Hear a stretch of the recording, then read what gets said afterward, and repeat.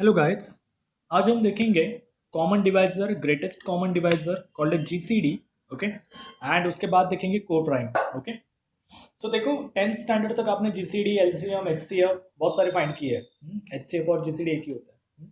बहुत सारे फाइंड किए हैं। तो मैथमेटिकली अब जरा आप हायर लेवल पे आए हो, बीएससी कर रहे हो, तो उस लेवल से हमें पढ़ना पड़ेगा। ओके, सो मैंने आपको डिवाइजर के बारे में बता दिया। डिवाइजर क्या होता है कि रिमाइंडर जीरो आना चाहिए। तो वो नंबर उसको डिवाइड करता है कंप्लीटली। ओके, वैनिश कर देना है। तो मुझे एक बात बताओ, अगर यहाँ पे 9 है और यहाँ पे 18 है, तो 9 को 3 भी डिवाइड करता है, 18 को भी 3 डिवाइड करता है। ठीक है, सो ये 3 हो गया इन दोनों का कॉमन डिवाइजर। मतलब ऐसा नंबर जो दोनों को डिवाइड करता है उसे कहते हैं common divisor. Okay, definition is let AB belongs to Z, that is integer, then integer D is said to be common divisor if D divides A and D divides B. Okay, like this.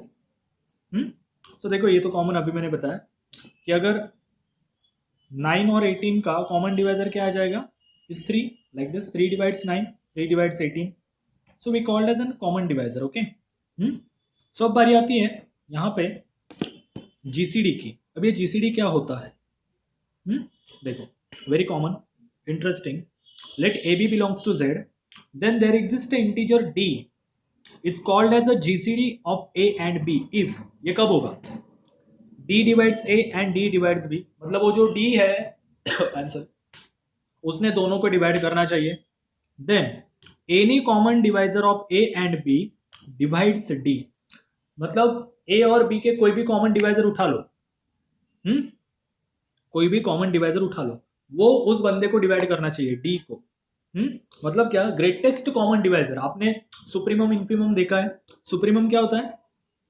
मतलब supremum क्या होता है? List upper bound. तो जो upper bound है उसमें सबसे छोटा।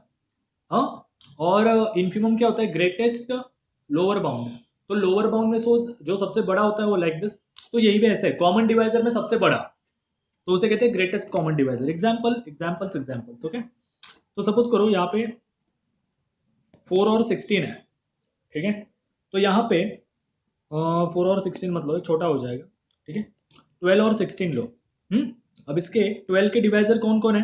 1 2 4 6, देन 8 होता है, 9 10 11 12, डायरेक्ट 12। 16 के 1 2 3 भी 3 रह गया, आई एम सॉरी, 1 2 4 5 नहीं, 6 नहीं, 7 नहीं, 8 एंड देन 16।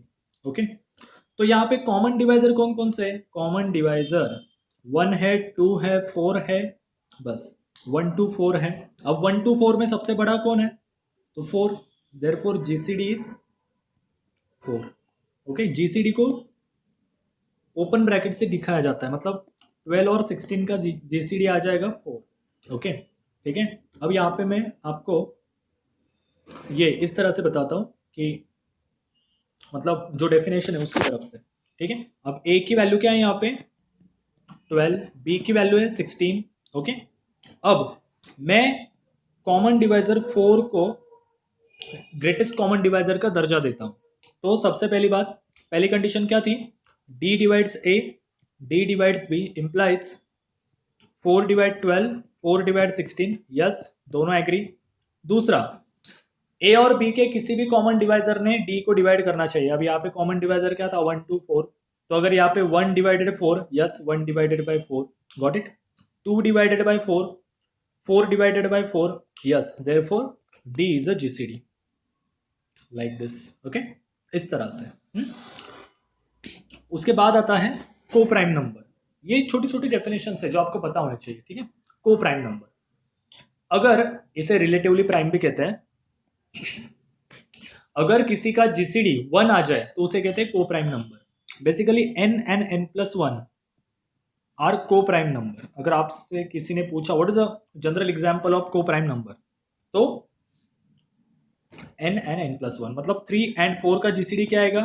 1। जीसीडी कैसे निकालते हैं आप सबको पता है, 10th स्टैंडर्ड का नॉलेज है, इसके लिए मैं ज्यादा कुछ इसके अंदर एक्सप्लेन नहीं कर सकता। ओके, अगर आपको लग रहा है तो मैं आगे के एक आध लेक्चर में उसको एक्सप्लेन कर दूंगा। ओके, देन 6 और 7, यस, 13 एंड 11, यस।